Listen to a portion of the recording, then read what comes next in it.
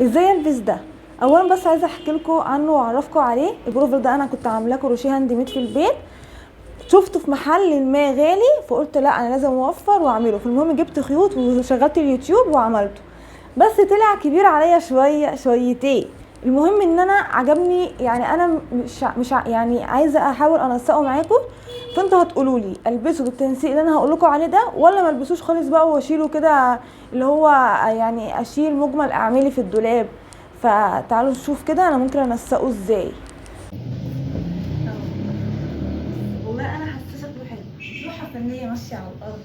بصوا البلوفر ده غالي عليا عشان انا عاملاه بايدي، يعني انا مش مصدقه ان انا في يوم من الايام عملت بلوفر وقفلته وعملت له كنار. يعني شايفين ماشي. ونيجي بقى على الطرحه، انا لبست لونها احمر على موف عشان انا بحب الميكس ده، وكمان في احمر وموف هنا. فقلت ايه اظبط، وجبت الشنطه دي فيها نفس البهرجه ونفس الفكره.